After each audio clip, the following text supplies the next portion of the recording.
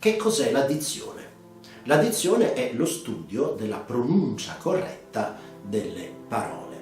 È uno strumento che l'allievo attore o l'attore deve possedere per poter gestire poi in maniera corretta e chiara il testo che poi deve enunciare. Lo studio della dizione è uno studio lungo e complesso e molto spesso difficile da acquisire. Perché è difficile? È difficile perché noi dobbiamo modificare, nel momento in cui cominciamo a studiare la dizione, dobbiamo modificare un'abitudine che è iniziata da quando abbiamo cominciato a usare la parola. Noi impariamo a parlare per imitazione, per cui se i nostri genitori hanno un uso del dialetto quotidiano o comunque una musicalità dialettale molto forte, è molto facile che noi parleremo imitando quella musica. In teatro, lo sappiamo, abbiamo necessità di utilizzare un italiano il più possibile neutro. La dizione si concentra sullo studio delle vocali E ed O. Le vocali noi sappiamo che sono 5, ma in realtà sono 7, perché le E sono chiuse e aperte, le O sono chiuse e aperte. Questo studio è differente da regione a regione. Ci sono delle problematiche diverse nel nord, così come ci sono delle problematiche diverse al sud o nelle isole. Questo porta a far sì che la dizione in realtà sia uno studio individuale. La dizione non è solo però lo studio della corretta pronuncia, nel senso che io posso aggiustare tranquillamente le E e le O, ma la musicalità è un'altra cosa. La musicalità dialettale è purtroppo uno di quegli elementi più difficili da ammaestrare con lo studio, perché noi, a meno che non ci trasferiamo in un'altra città, continuiamo a vivere il nostro quotidiano con i parenti, gli amici, con i luoghi di lavoro. E allora che cosa succede? Succede che nel momento in cui comincio a studiare la dizione, devo cambiare il mio modo di parlare e molto spesso le persone intorno a noi ci giudicano, ci dicono: ma come parli? Perché non ci riconoscono più. Purtroppo è quello che bisognerebbe fare. La dizione va applicata 24 ore su 24 e bisogna essere molto rigidi su questo studio. La musicalità invece è un lavoro diverso rispetto alla dizione.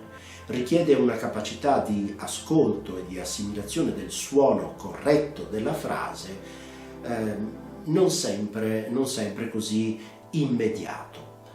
Ecco perché lavorare sulla musicalità in realtà è il lavoro più difficile. Ci sono diversi strumenti che vengono suggeriti e che adesso magari vediamo insieme. Per lavorare sulla musicalità bisogna andare a destrutturare il suono che noi emettiamo quando parliamo. Abbiamo delle intonazioni che ci sono familiari e che utilizziamo molto spesso. Questa musicalità deve essere neutralizzata.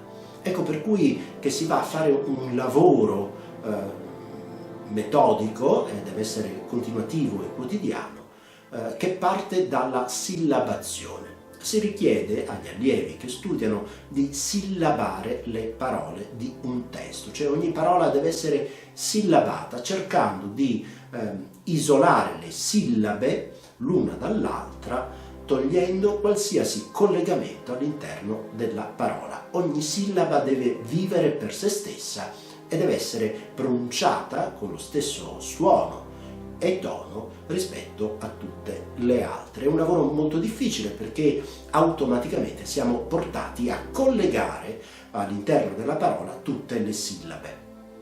Altro esercizio è, all'interno di una frase, isolare le singole parole come se fosse un elenco della spesa, ma senza dare a ognuna di esse un'intonazione particolare, soprattutto quando si va verso fine frase. Se noi contiamo da 1 a 10, scopriamo tranquillamente che verso gli ultimi numeri, 7, 8, 9, e 10. Sentite, c'è un'intonazione che anticipa che sto finendo e poi c'è l'intonazione di chiusura. In questi esercizi non c'è mai una fine né un inizio. Ogni parola deve essere pronunciata nello stesso modo.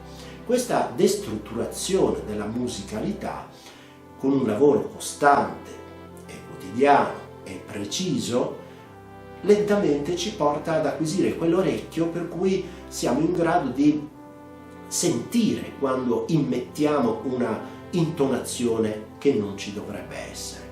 Terza fase dell'esercizio è quella di pronunciare l'intera frase senza alcuna musicalità, un po' come un robot, ma in un qualche modo teniamo la frase tesa e dritta su un'unica intonazione o musicalità che però non cambia le onde all'interno e per cui abbiamo il cosiddetto movimento neutro della frase.